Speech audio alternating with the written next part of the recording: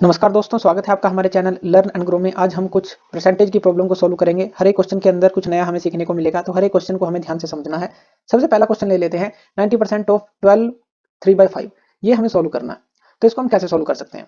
तो सबसे पहला जो मेथड है, हम क्या करेंगे, इसको मल्टीप्लाई कर देंगे, यानी कि इसको सोल्व कर लेंगे। इस चीज को हम सोल्व कर लेंगे। तो 12 5 60 और प्लस 3 करेंगे, ये क्या आ जाएगा हमारे पास 63/5 आ जाएगा। यानी कि इसकी जगह हम 63/5 लिख सकते हैं। तो चलिए अब 90% निकालते हैं 63/5 का। तो यहाँ पर ये क्या आ जाएगा, 90% मान लीजिए 90/100 हो गया। और यहाँ पर ये क्या है हमारे पास 63/5 है। अब जब हम कट आउट करेंगे तो हमें पता है यहाँ पर 18 आ जाएगा, 18 5 90 होता है।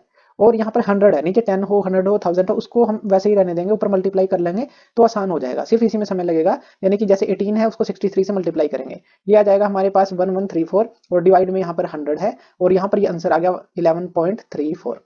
तो इस तरह से आंसर निकाल सकते हैं। ये तो हो गया पहला मेथड, हमारे पास पहला तरीका ये हो गया। दूसरा तरीका हम क्या अपना सकते हैं?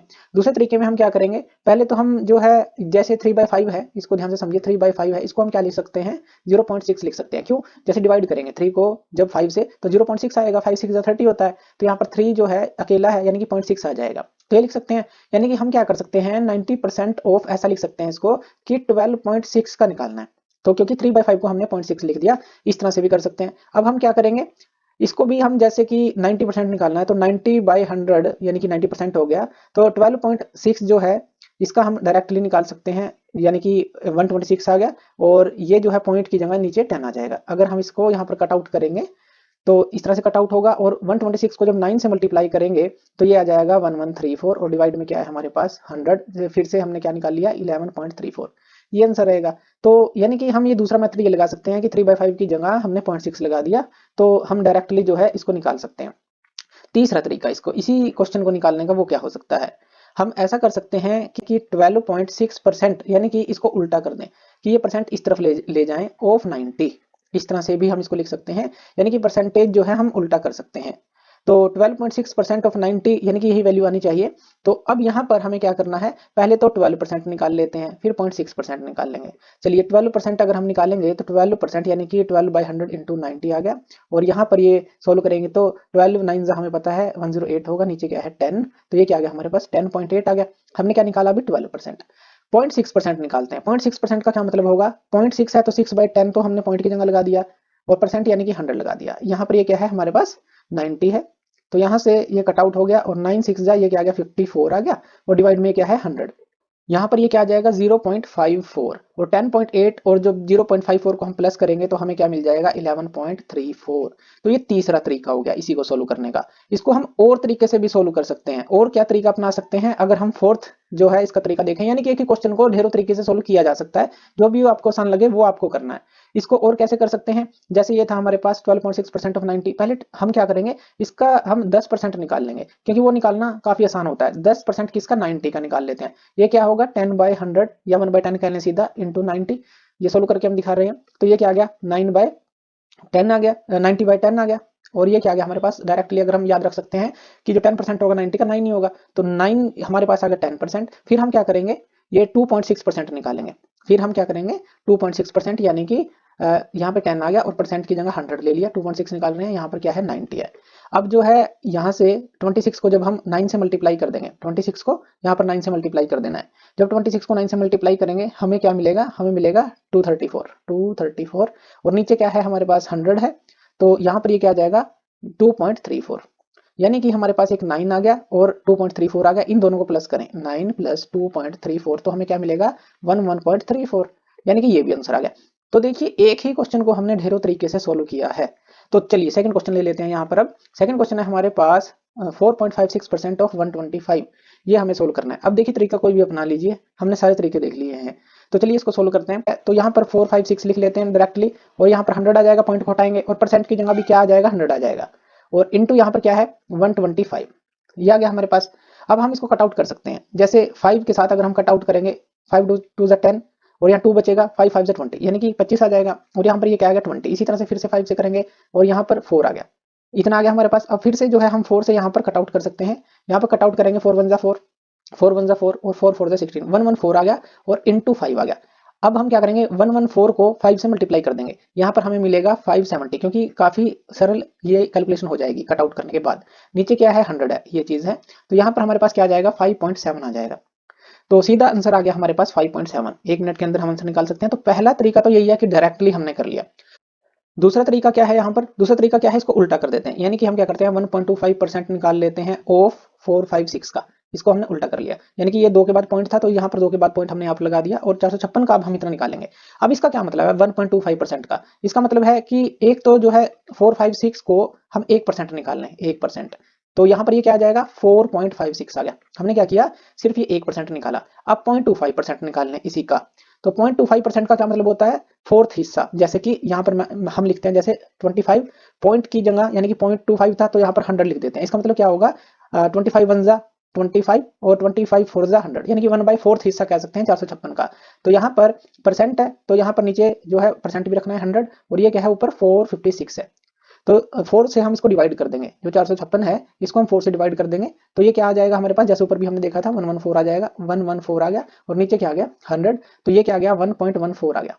अब देखिए यहाँ पर 4.56 के साथ 1.14 को जब हम ऐड करेंगे तो हमें क्या मिलेगा, 6 और 4 10, 5 6 और एक 7, और 4 और 1 5, यानी कि 5.7 जो है यही आंसर आ जाता है। तो दूसरे तरीके से हम इस तरह से सोल्व कर सकते हैं। तरीके बहुत हैं, यानी कि हम इसको उल्टा भी कर सकते हैं। 4.56% ऑफ 125 था, तो हम क्या कर सकते हैं, यहाँ पर 1.25% ऑफ 456 भी कर सकते हैं, यानी कि किसी तरह से भी हम इसको कर सकते हैं।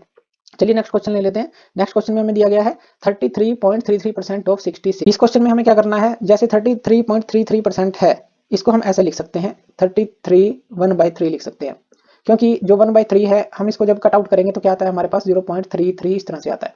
तो 33.33 को यहाँ पर 33 1/3 लिख सकते हैं, और 33 1/3 को भी हम कुछ लिख सकते हैं। चलिए इसको सोल्व करके देखते हैं। 33 को 3 से मल्टीप्लाई करते हैं, तो ये क्या आ जाएगा 99 और प्लस 1, यानी कि 100/3 लिख सकते हैं। तो 100/3 इंटू 66 ये हो गया। तो इसको हम सोल्व करेंगे, 3 2 6, 3 2 6, ये क्या आ गया हमारे पास 2200 आ गया। अभी यहाँ पर नीचे परसेंट भी है, यानी कि ये तो हमने सिर्फ ऐसे ही निकाला। अब परसेंट के साथ यानी कि 100 था नीचे, तो 100 लगाएंगे तो हमारे पास आंसर क्या आ गया, यहाँ पर 22 आंसर आ गया सीधा। तो हमने क्या किया, इस क्वेश्चन को फटाफट से सोल्व कर दिया, क्योंकि हमने क्या किया 33 1/3 इसको लिख दिया 33.33 को, या फिर 100/3 आप कह सकते हैं, इसको लिख सकते हैं पूरे को हम, क्योंकि 100/3 जैसे यहाँ पर देखिए 100/3 आप लिखेंगे, इसको कट आउट करेंगे, 3 3 9, फिर 3 3 9 आएगा, फिर पॉइंट में चलेगा इस तरह से। तो 100/3 हम डायरेक्टली लिख सकते हैं, तो ये आंसर आ गया। दूसरा तरीका हम क्या कर सकते हैं, अगर इससे भी जो ये तरीका हमें नहीं अपनाना, कि हमें नहीं पता कि इसको क्या लिखना है, तो हम क्या करेंगे, यहाँ पर पहले तो निकाल लेंगे इसका 30% निकाल लेंगे। 30% किसका, जो 66 है, यानी कि 30/100 ले लेंगे, और यहाँ पर क्या है 66, यहाँ इसको हम मल्टीप्लाई कर देंगे। 66 को जब हम 3 से मल्टीप्लाई करेंगे क्या आएगा 198, और नीचे क्या है 10 है, तो ये क्या आ गया हमारे पास 19.8 आ गया। तो ये तो 30% निकाला हमने। क्या निकालना है अब, 3.33% भी है हमारे पास, तो ये भी तो हमें निकालना है। तो अब हम क्या करेंगे, इसका 3.33% निकाल लेते हैं।